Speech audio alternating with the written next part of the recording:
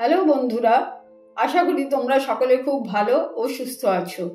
Explore with Kalpana channel নতুন নতুন দেশের ভিডিওর মাধ্যমে একটা দেশ ঘুরতে যাওয়ার প্রি প্ল্যানিং যাতে তোমরা সহজেই করতে পারো অথবা সেই দেশের ইতিহাস, সংস্কৃতি, ঐতিহ্য সম্বন্ধে কিছুটা হলেও তথ্য নিতে পারো, সেই চেষ্টাই করছে। আমার বিশ্বাস সেই চেষ্টা ব্যর্থ হবে না। বন্ধুরা, আমরা যখন কোথাও ঘুরতে যাওয়ার প্ল্যান করি তখন স্পেশালি দুটো জিনিস আমাদের মাথায় রাখতেই হয়। এক, কত দিনের ট্যুর, ও দুই, কত খরচ হবে। আজ আমি এই দুটো কথা মাথায় রেখেই এমন একটা দেশ যা পর্যটকদের খুব আকর্ষণ করে, ডেনমার্ক, তোমাদের কাছে নিয়ে এসেছি। অল্প দিনের ভিজিটে তোমরা এই দেশটি ঘুরে আসতেই পারো। তাহলে চলো আর সময় নষ্ট না করে এই ছোট দেশটার সম্বন্ধে সব ভালো করে জেনে নিই। কিন্তু ডেনমার্ক সম্বন্ধে জানার আগে তোমাদের কাছে আমার একটাই রিকোয়েস্ট, এই ভিডিওটা শেষ পর্যন্ত দেখো ও যদি ভালো লাগে তাহলে প্লিজ একটা লাইক, শেয়ার ও কমেন্ট করো।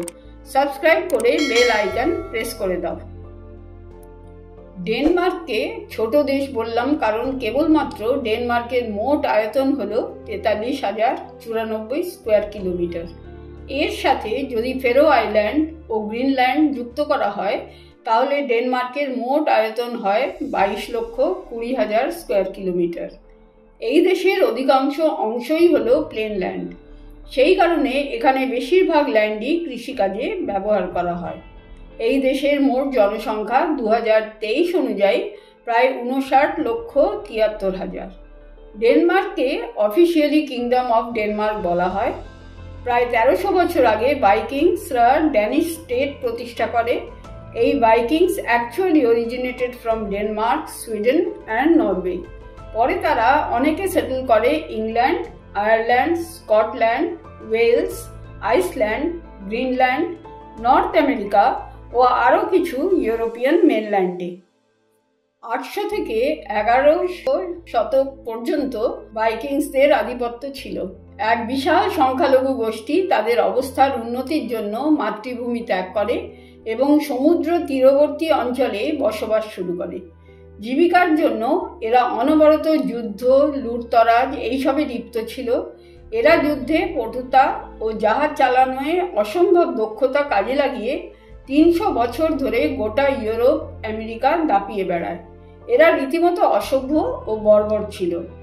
এই সময়কালকে ডেনমার্কের হিস্ট্রির মোস্ট নোটোরিয়াস পিরিয়ড বলে গণ্য করা হয়। ডেনমার্কের ক্যাপিটাল হলো কোপেনহেগেন। এটাই সবচেয়ে জনবহুল শহর। জাতীয় পতাকার নাম হলো ডান্নেব্রগ, যার মানে হলো ড্যানিশ ক্লথ, যা পৃথিবীর সবচেয়ে পুরাতন এবং একাধারে ব্যবহার করা পতাকাগুলির মধ্যে থাকায় বিশ্ব record গড়েছে।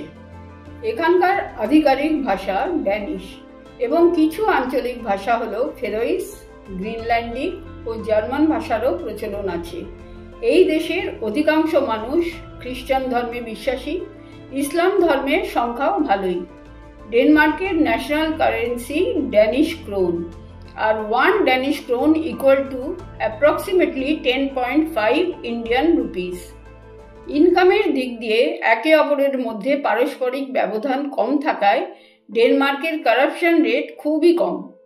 Pharmaceutical, iron, steel, food processing, ship building industry এবং কনস্ট্রাকশন হলো ইনকামের মূল উৎস, আর এই কারণেই এই দেশ এত উন্নত। তবে সায়েন্টিফিক পরীক্ষা নিরীক্ষাতেও এটি অতি আধুনিক দেশ হওয়ায় ডেনমার্কের এনার্জি প্রোডাকশন মানে শক্তি উৎপাদনের ক্ষেত্রে বায়ুকে কাজে লাগানো হয়। তাই পৃথিবীর সবচেয়ে বড় উইন্ড টারবাইনগুলি এই দেশেই পাওয়া যায়।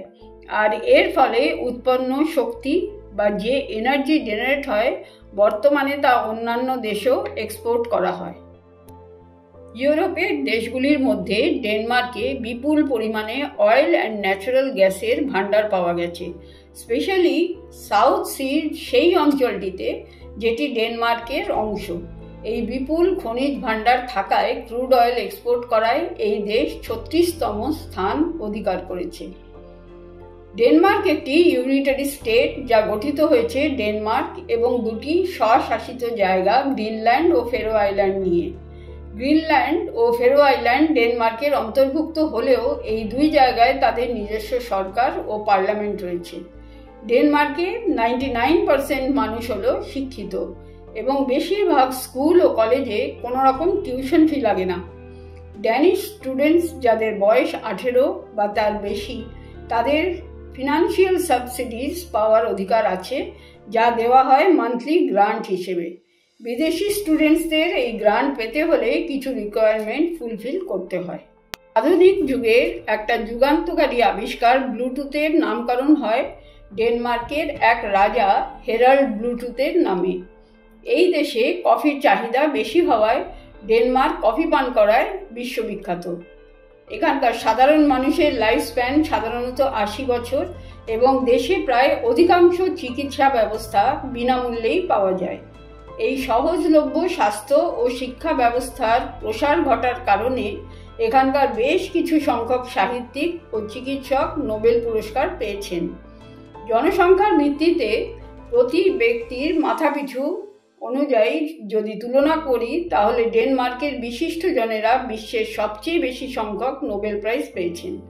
পৃথিবীর একটি সুখী দেশ হিসেবে পরিচিত ডেনমার্কে কিন্তু পার্সোনাল ইনকাম ট্যাক্স সবচেয়ে বেশি থাকা দেশগুলির মধ্যে অন্যতম, যেখানে প্রায় 53% ইনকাম ট্যাক্স দিতে হয়। ডেনমার্কের ক্লাইমেট হলো নাতিশীতোষ্ণ, মানে টেম্পারেট ক্লাইমেট। এখানে প্রতি 2-3 দিন অন্তর বৃষ্টি হয়, ফলে বছরে প্রায় 180 দিন বৃষ্টি পাওয়া যায়। অবাক হবে, ডেনমার্কের যে কোনো জায়গা থেকে সমুদ্রের উপকূল কাছাকাছি, মানে দেশে যে কোনো জায়গা থেকে যাত্রা শুরু করে 52 কিলোমিটারের মতো গেলেই জল দেখা যাবে, আর তাই এখানকার সাধারণ মানুষ ভালো সাঁতার কাটতে পারে।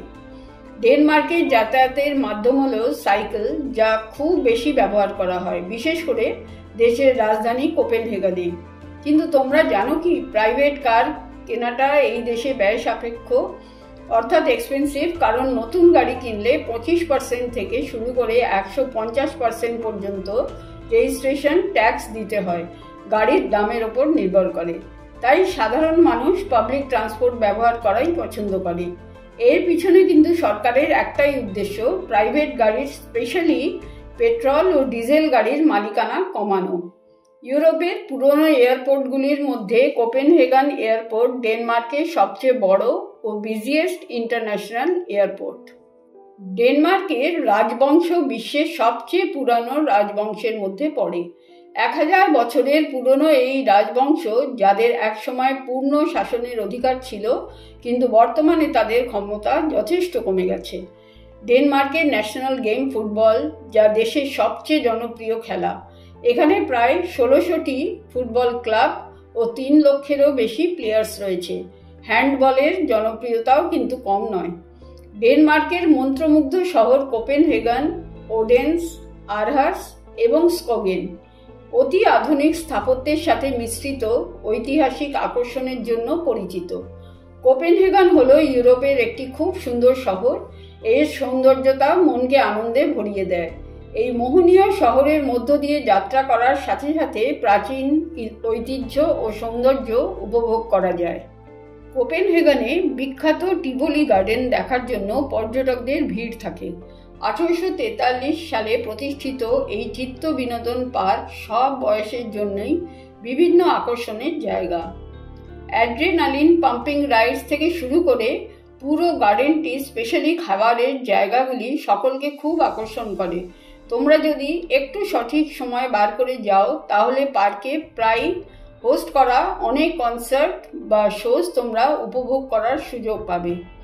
এই পার্কে তোমরা যখন যাবে তখন এখানকার মুগ্ধতা, রোমাঞ্চকর পরিবেশ ও ড্যানিশ সংস্কৃতির ইতিহাস তোমরা অনুভব করতে পারবে।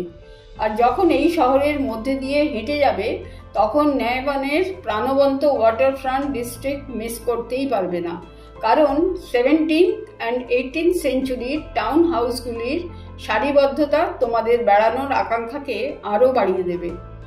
একে নিউ হারবার বা ইনার হারবারও বলা হয়।